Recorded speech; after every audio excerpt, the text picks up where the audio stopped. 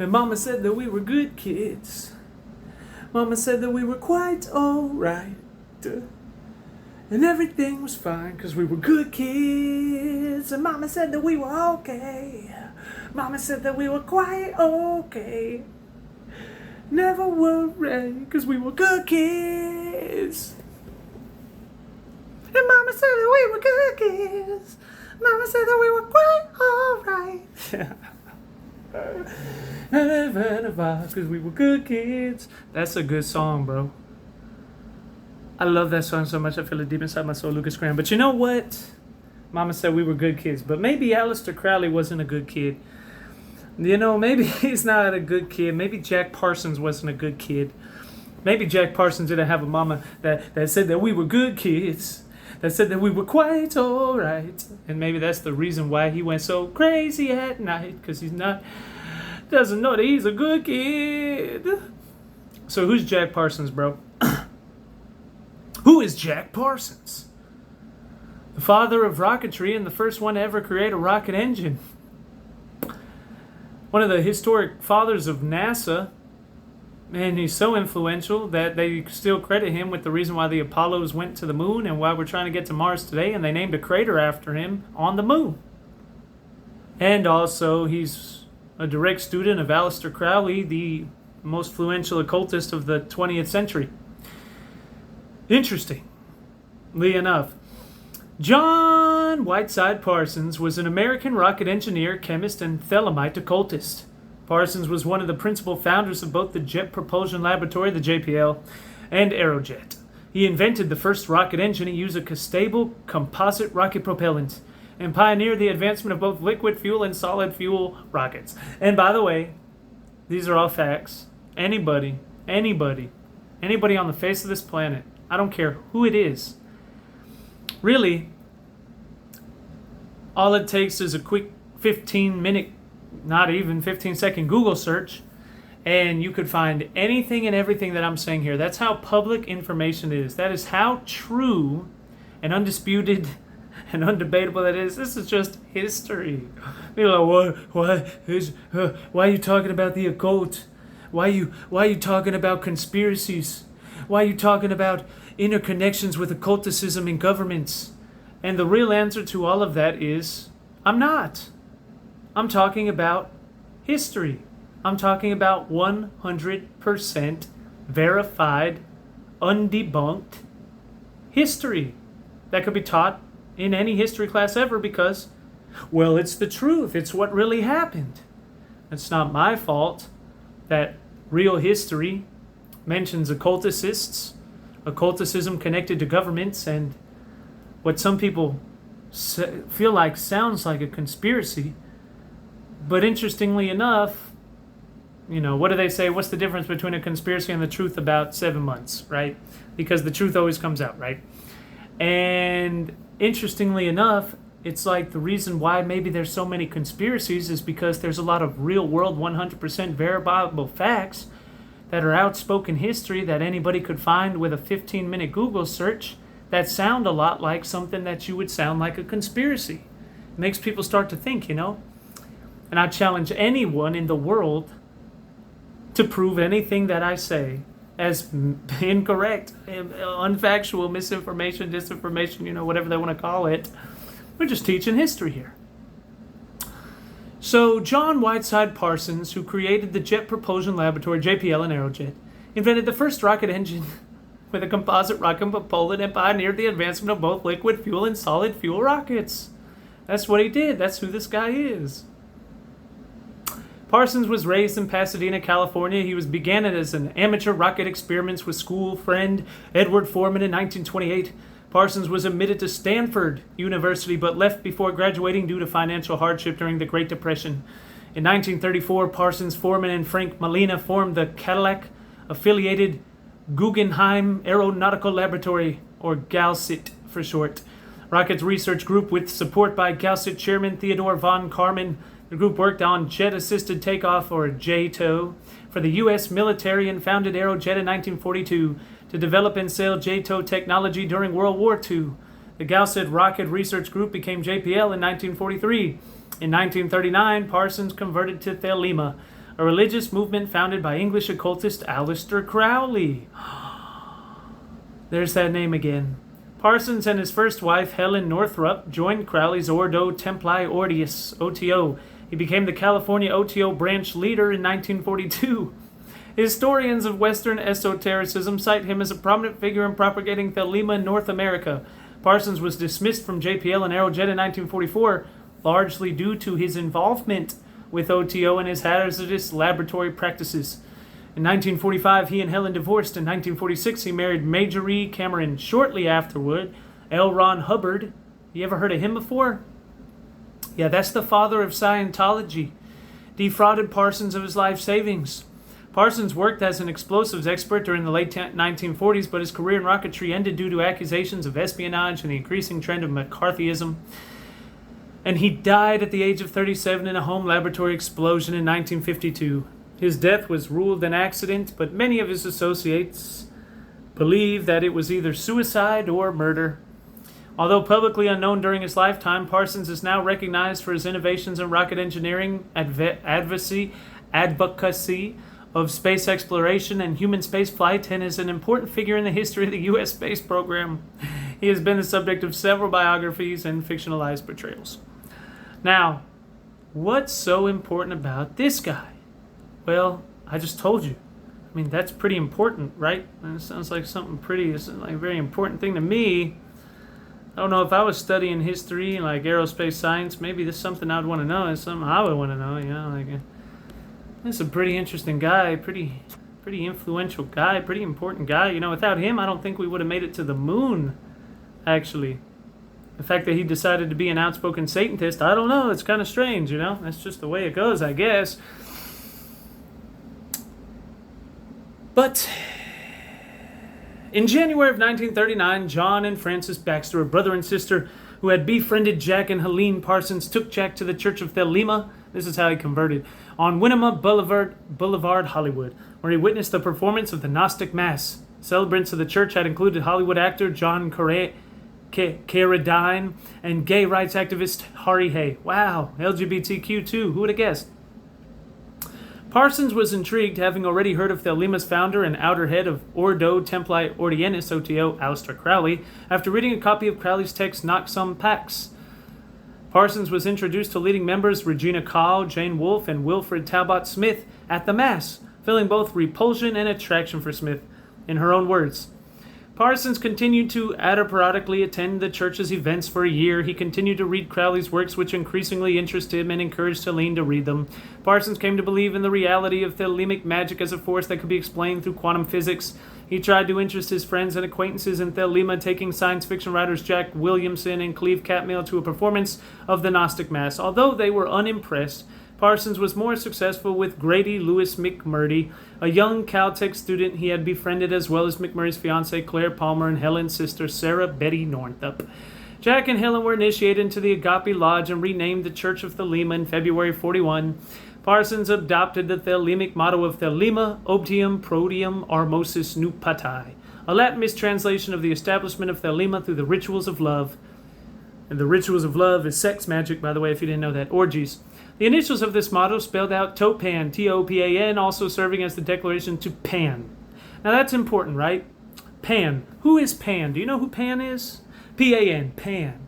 Pan is the god of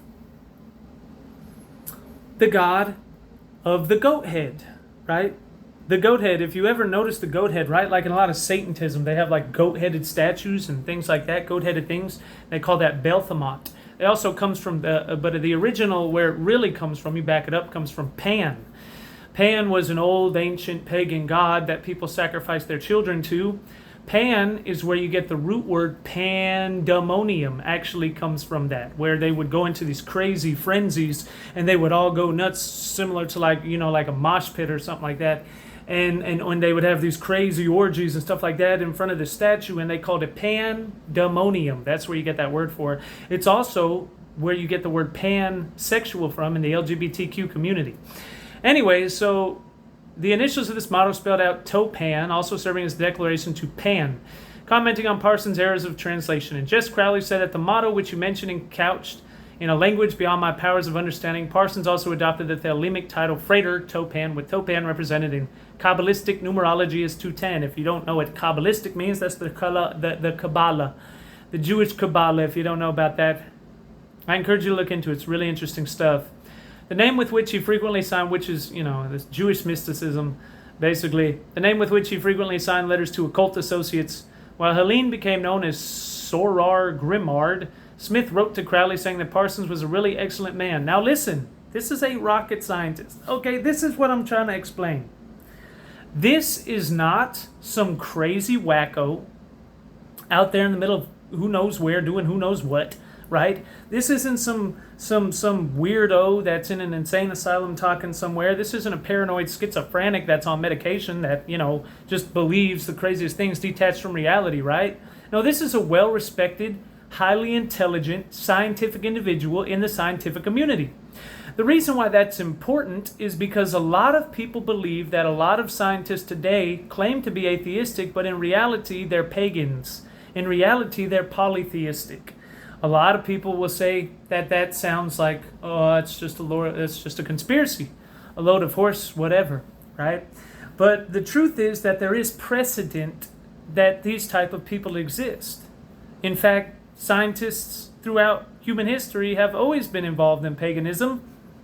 Many of the most well-known scientists in the history of the entire world had paganistic rituals and beliefs and practiced occultic practices. On the other hand, some of the most famous scientists in the world were Christians and renounced pagan practices, like people that credit the smartest man that ever lived, is what a lot of people call him, Sir Isaac Newton, who discovered the law of gravity and the laws of physics, right? They believe that his IQ was over 200 and that he's also created calculus. He was an outspoken Christian and read his Bible every single day of his life, right? So what I'm saying is that this idea that, spirituality or religion or belief systems don't mix with science is a load of horse crock. Honestly, that's the more horse crocky thing. This idea that science has always been atheistic is nonsense. And anybody that knows anything about science, like I'm explaining to you now, knows that it's always been nonsense. There's people that are filled within the scientific community with all sorts of beliefs. Christian scientists, Muslim scientists, Jewish scientists, and a lot of pagan scientists, a lot of Satanist scientists, a lot of people that believe in Pan. Interestingly enough. So, let's continue. The name with which he frequently signed letters to occult associates while Helen became known as Sorna Grinnet, Smith wrote to Crowley saying that Parsons was a really excellent man. He has an excellent mind and much better intellect than myself. JP is going to be very valuable. Wolf wrote to German OTO representative Carl Grimmer that Parsons was an AI man. Crowley-esque in attainment, as a matter of fact, and mooted Parsons as a potential successor to Crowley as outer head of the order. Crowley concurred with such assessments, informing Smith that Parsons is the most valued member of the whole order with no exception. At von Karman's suggestion, Frank Molina approached the National Academy of Sciences, the NAS, Committee on Army Air Corps Research to request funding for research into what they refer to as jet propulsion, a term chosen to avoid the stigma attached to rocketry. The military were interested in jet propulsion as a means of getting aircraft quickly airborne where there was insufficient room for a full-length runway, and gave the Rocket Research Group $1,000 to put together a proposal on the feasibility of jet-assisted takeoff (JATO) by June 1939, making Parsons ETAL, the first U.S. government-sanctioned rockets research group. Since their formation in 1934, they also performed experiments involving model black powder motor-propelled multi-Saggi rockets. In a research paper submitted to the American Institute of Aeronautics and Astronautics, the AIAA, Parsons reported these rockets reaching exhaust velocities of 4,875 miles per hour, thereby demonstrating the potential of solid fuels to be more effective than the liquid times primarily preferred by researchers such as Goddard. In light of this progress, Caltech and the Galsic Group received an additional $10,000 rocketry research grant from the AIAA, although a quarter of their funding went to repairing damage to Caltech buildings caused by their experiments. In June 1940, they had submitted a report to the NAS in which they showed the feasibility of the project for the development of JATO and requested $100,000 to continue, and they received $22,000. Now known as Galsic Project Number 1, they continue to be ostracized by the Caltech scientists who grew increasingly irritated by their accidents and noise pollution. and were forced to relocate their experiments back to the REO Seco. And if you know anything, everybody that knows anything about rocketry, those are just filled with accidents all the time, right? Yeah, I remember that. I was a part of the first aerospace science class they ever had in the city. And, the very first thing you learn about science in science class, the very first thing you learn about rocket science and aerospace science is that that the thing blows up like 70% of the time. Like 70% of the time. Like if the calculations are off just a tad too high, it blows up. Just a tad too low, it blows up. It's really crazy. It's a very hard, difficult thing. People don't really understand. When it comes to rockets, you got to be perfect, man. Like, it's perfection. Elon understands that, though, right? And, it's finally doing a lot of things that I said should have been done years ago. But whatever, it is what it is. So I just want to show you his. I want to show you his background as a scientist, right? And an occultist, so that you realize, this isn't conspiracy. This isn't some crazy story. This is real life history. I mean, this is real life history. Now, this guy was the mentor of Robert Hubbard, the guy that created Scientology, the father of Scientology, right? All of that came out of being mentored by this guy, the father of rocketry, who was mentored by Aleister Crowley. Crazy stuff, right? That's not a conspiracy. He actually had FBI clearance as well. It's not a conspiracy. This is all facts. Now,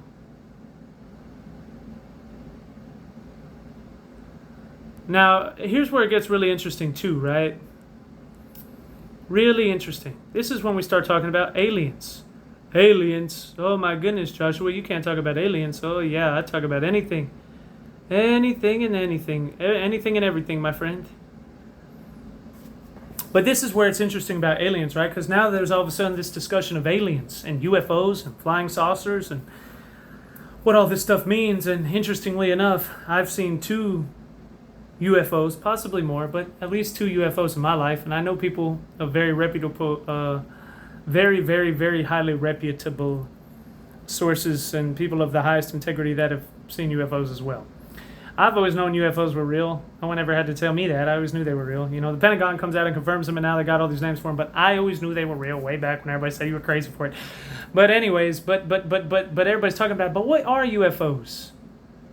Because people have a lot of different theories, Some people believe they're aliens, extraterrestrials. Some people believe that they're the government. Some people call them interdimensional beings. I know what I think. But let's hear, and a lot of Christians think some interesting things, and a lot of occultists do too. Let's hear what they have to say, right? In the decades following his death, Parsons was well remembered among the Western esoteric community. His scientific recognition frequently amounted to a footnote. For instance, English Thelemite Kenneth Grant suggested that Parsons' Babylon working, remember, I told you he was working on this thing called the Babylon Art, where him and Ron Hubbard, the father of Scientology, were working on this ritual to summon the goddess of Babylon back to the earth, and really, actually, that ties into Aleister Crowley because he wanted to recreate the beast in the Book of Revelation with the Whore of Babylon. So he saw the Whore of Babylon and the 7-headed beast as the goddess of Babylon, right? And that's why they were trying to reintroduce her. Interestingly enough, they're the real life Suicide Squad. That's not a joke. That's a real thing. 100% fact. Look it up. The Suicide Squad, which was Jack Parsons and people involved in his rocketry program, right?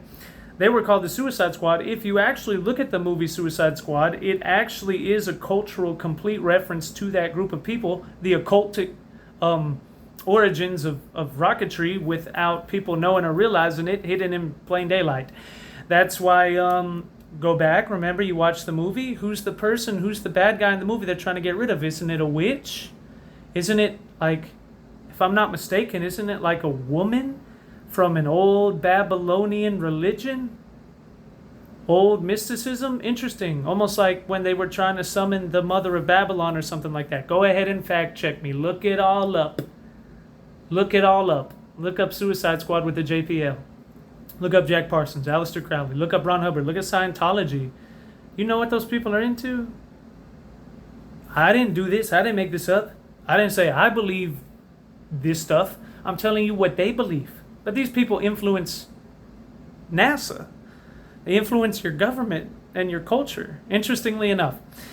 Anyways, so, for instance, English Thelemite Kenneth Grant suggested that Parsons' Babylon working, right, the ritual to try and summon the goddess of Babylon, working marked the start of the appearance of flying saucers in the skies. Okay, this is their words, not mine. The occult, the Thelemite, Thelema was Aleister Crowley's religion. His people believed that Jack Parsons and his occultic rituals to summon Babylon, the Babylon goddess, are the reason why flying saucers started popping up in the skies. That's what they said. That's not what I said. That's what they said. Thelemite Kenneth Grant, right? That's what they said. Because he was also the father of rocketry, right? Interestingly enough, okay, suggested that Parsons' Babylon working marketed the start of the appearance of flying saucers in the skies, leading to phenomena such as the Roswell UFO incident and Kenneth Arnold UFO sighting. Cameron postulated that the 1952 Washington, D.C. UFO incident was a spiritual reaction to Parsons' death. This is what they said, the occultists, the people I ran with. In 1954, she portrayed Babylon in American Thelemite Kenneth Anger's short film, Inauguration of the Pleasure Dome, viewing this cinematic depiction of a Thelemic ritual as aiding the literal invocation of Babylon, begun by Parsons working, and later said that this book of the Antichrist prophecies were fulfilled through the manifestation of Babylon in her person. In December 1958, JPL was integrated into the newly established National Aeronautics and Space Administration, having built the Explorer 1 satellite that commenced America's space race with the Soviet Union. Aerojet was constructed by NASA to build the main engine of the Apollo Command Service Module and the Space Shuttle Orbital Maneuvering System. In a letter to Frank Molina, von Karman ranked Parsons first in a list of figures he viewed as most important to modern rocketry and the foundation of the American space program. According to Richard Metzger, Wiener von Braun, who is nicknamed the father of rocket science, once argued that Parsons was more worthy of his moniker. In October 1968, Molina, a pioneer in sounding rocketry, gave a speech at JPL in which he highlighted Parsons' contribution to U.S. rocket project and lamented how it had come to be neglected, crediting him for making key contributions to the development of storable propellants and of long-duration solid propellant agents, and plays such an important role in American and European space technology. A crater was named after him on the moon, called the Parsons Moon Crater, gave open access to the mark of the 32nd anniversary of its foundation, which featured a nativity scene of mannequins reconstructing the November 1936 photograph of the Galicic group, and erected a monument commemorating their first rocket test on Halloween 1936. So, interestingly enough, what you see is that at the 32nd anniversary of the foundation, they took his rocket team, him and his rocket team, that's the Suicide Squad I had mentioned, and they actually created a nativity scene like mocked Jesus Christ and Mary and Joseph.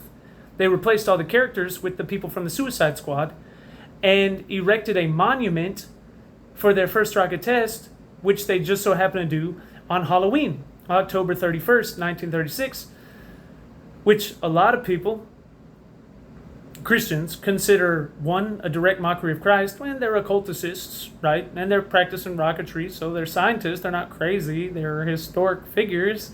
And on Halloween, which a lot of Christians believe is a satanic holiday. Interestingly enough, that's the day that they chose to start their first rocket, right?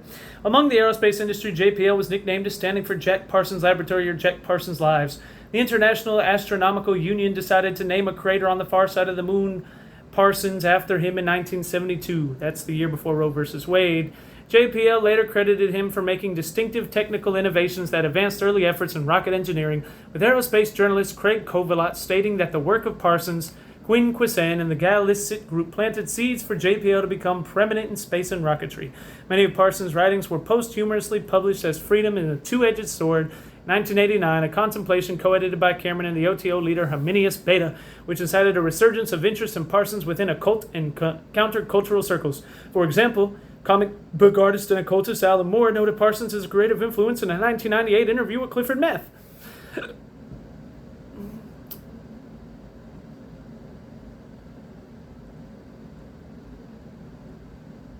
Sex and Rockets, The Occult World of Jack Parsons by John Carter, 1999.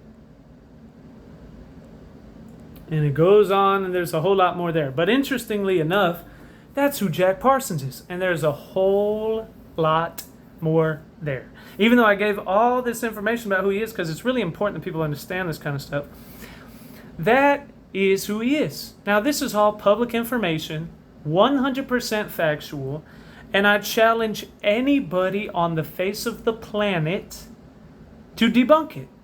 Just do it. You know, don't roll your eyes and call it a conspiracy and then way off in the middle of nowhere somewhere.